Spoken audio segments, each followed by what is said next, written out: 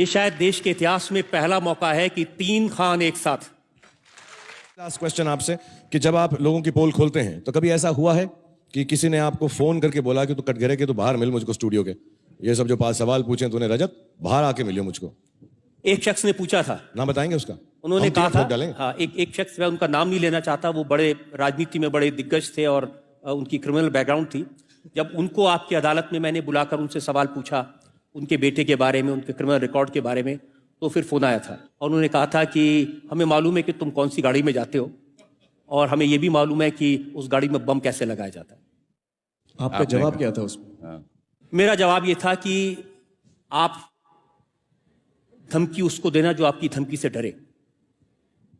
और मैंने उसे कहा था कि आप मेरी गाड़ी में बम लगाने की धमकी दो या मुझे मारने की धमकी दो, मैं जो काम कर रहा हूं ऐसे ही करता रहूंगा, ऐसे ही सवाल पूछता रहूंगा और मैं किसी धमकी में, किसी डर में नहीं आऊंगा। इल्जाम आप लगाएंगे?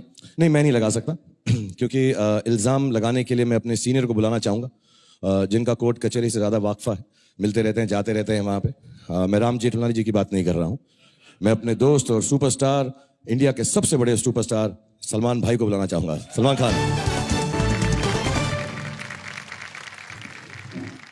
सलमान जी, आप तो होस्टिंग में खुद चैंपियन है और खूब बढ़िया कर रहे हैं। आप रजत जी को होस्टिंग में टिप क्या देना चाहेंगे आप? यार, मेरा जो सिस्टम होस्टिंग का है वो थोड़ा सा अलग है। वो शायद मैं यहाँ पर कर नहीं पाऊंगा इतनी अच्छी तरह से, क्योंकि मैं सेट पर लेट जाता हूँ, बैठ जाता हूँ, जैकेट निकाल लेता हूँ। इस जैकेट के नीचे मैंने बनियान पहनी हुई है तो नहीं निकाल सकता इस वक्त। बट जो मेरा अस्सलाम वालेकुम, सत श्री अकाल, केम छो, नमस्कार का जो एक तरीका है वो पूरे हिंदुस्तान को अंदर ले लेता है। सेक्युलर कंट्री है, सेक्युलर लोग हैं, बस यही मान के मैं अपना हर प्रोग्राम स्टार्ट करता हूं। और फिर जैसे वो खत्म हुआ, सब लोग अंदर आ गए, फिर ऊट पटांग बातें करना शुरू करता हूं मैं। वो इनको आती हैं, वो सिखाने की जरूरत नहीं है। नहीं, फिर वो थोड़ा सा एक वो शर्ट का आ जाता है, फिर एक वो डांस स्टेप होता है। सर आप ये तो कर पाएंगे सर? मुझे क्या हो रहा है, मुझे ऐसे वो फीलिंग आ रही है, अर्पिता की जो फीलिंग थी ना, दोनों एक तरफ। आइए सर, सर वो मोमेंट पूरी कर देते हैं। पूरी कर दें, आइए। रजत जी का क्या करें आज? इनको कटघरे में सवाल दो। पूछे यार। सवाल पूछो, तुम पहले कटघरे में ले जाओ। जज कौन है मुझे सर जज तो इनका जजमेंट बहुत अच्छा है हर चीज के अंदर, नहीं बताओ। माशाल्लाह है। तो मुकदमा शुरू करो।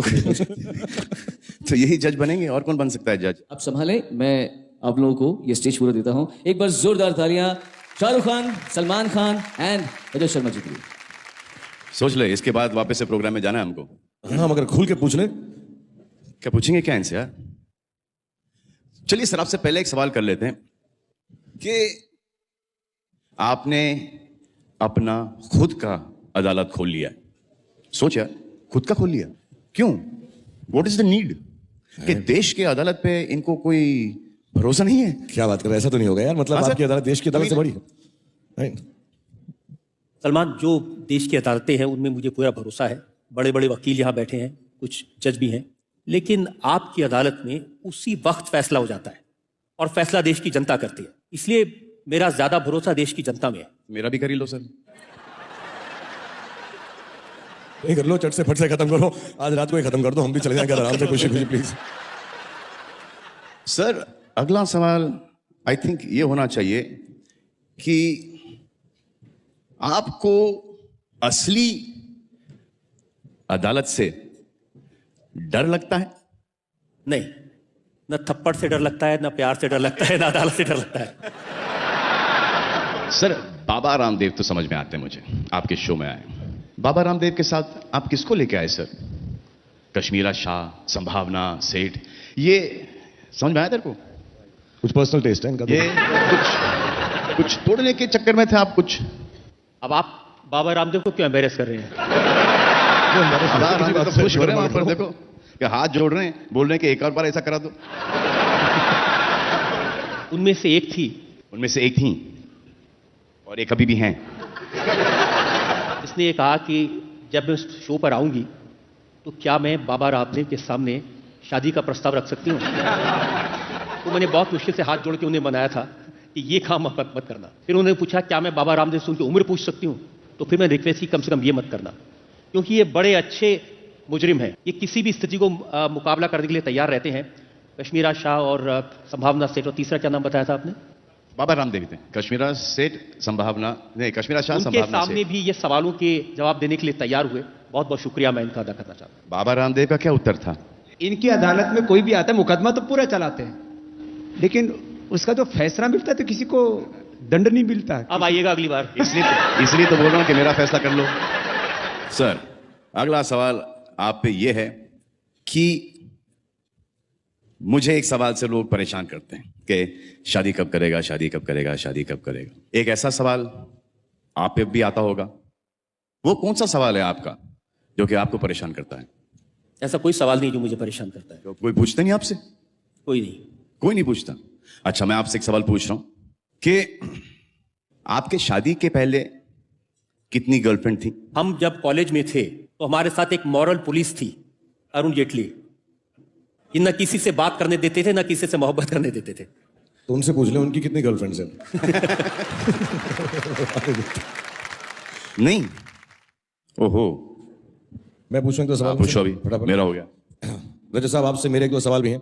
आपने बहुत सारे सलमान के जो सवाल हैं उनको इधर उधर कर दिया, तो मैं आपसे डायरेक्टली पहले पूछना चाहूंगा। बार बार आप आपकी अदालत में कहते हैं जनता जानना चाहती है, जनता जानना चाहती है, जनता जानना चाहती है। आज तक जनता की हिम्मत तो नहीं हुई हम दोनों से कुछ पूछने की।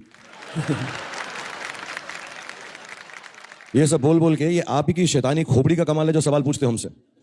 इसीलिए जनता ने मुझे अपना वकील नियुक्त किया है, आप जैसे लोगों को पकड़ने के लिए, आप जैसे लोगों से सवाल पूछने के लिए, आपकी हरकतों को जनता के सामने एक्सपोज करने के लिए, आपके वानखेड़े स्टेडियम को, आपके इश्क को, आपकी सारी बातों को। दिल्ली बुला के डरा रहे हो। अच्छा, दूसरा सवाल आपसे है कि जब घर में आपका झगड़ा होता है, कभी होता है ऋतु जी के साथ, या वो भी नहीं बताएंगे, वो भी जेटली साहब रुकवा देते हैं? उनके बारे में कुछ बता सकते? हाँ, ओके। तो जब आपका झगड़ा होता है घर में, तो उसके अंदर फैसला कौन लेता है? कौन जज होता है? सेटल कौन करता है? आप कर सकते हैं या ऋतु जी करती? देखिए, ये एक ऐसा केस है जिसमें ना कोई अपील है, न वकील है, न दलील है, सिर्फ एक जज है और सारे फैसले उनके हैं। मैं सिर्फ मुजरिम हूं और सिर्फ सजा पाता हूं। जोरू के गुलाम हो? कैसे बोलो ना यार, इतना लंबा जवाब क्यों दे रहे हो? ओके, जल्दी से आपसे सवाल पूछता हूं मैं। आप पे ये इल्जाम लगाया जाता है कि जब हम एक्टर लोग आते हैं आपके कटघरे में, सलमान, मैं, आमिर, ये अच्छा सवाल है। क्रिकेटर्स आते हैं, तो आप बड़े उल्टे पुटा ये वो सवाल पूछते हो। जब पॉलिटिशियन, नेताजी लोग सब आते हैं वहां पे, तब आप उनके साथ थोड़ा सा नर्म बर्ताव करते हो। ऐसा क्यों है? दिल्ली में रहते हो इसलिए? इतने सारे नेता बैठे हैं, किसी से आप पूछ के देखिए, सब लोग मुझे शिकायत करते हैं कि आप नेताओं से बड़े सवाल पूछते हैं, सबूत के साथ इल्जाम लगाते हैं, लेकिन जब सलमान आते हैं, जब शाहरुख खान आते हैं, जब आमिर खान आते हैं, उनके साथ बहुत लीनियंट रहते हैं, हंसी मजाक करके, हल्की फुल्की बात करके छोड़ देते हैं। अच्छा, तो उनको भी एक प्रॉब्लम ऐसा है? कुछ करते भी तो नहीं हम लोग। मेरा एक पर्सनल सवाल है। 21 साल से मैं आपको देख रहा हूं, सलमान भाई देख रहे हैं, आमिर, हम सब लोग देख रहे हैं। आपकी ये सुंदर, गोरी और क्लीन त्वचा का क्या राज है? मैं हमेशा देखता हूं टीवी पे चमकते रहते हैं एकदम यार। हमको भी बता दो, हम भी थोड़ा बहुत करा लें। वो जो दोनों काम आप करते हैं वो मैं नहीं करता। आप मतलब आप इनसे बात कर रहे हैं? आप दोनों। एकदम मेरी तो अच्छी है। आप इनसे बात कर रहे हैं। मजा बहुत आता है। स्किन थोड़ी खराब हो जाए तो हो जाए, आप भी ट्राई कर लो कभी। अच्छा, एक सवाल और आपसे है कि आखिरी सवाल पूछ लेता हूं आपसे। हम तीनों खानों के बारे में, क्योंकि आप आजा। इतनी सदी। ऊपर आना, आना। अब तो आना ही पड़ेगा।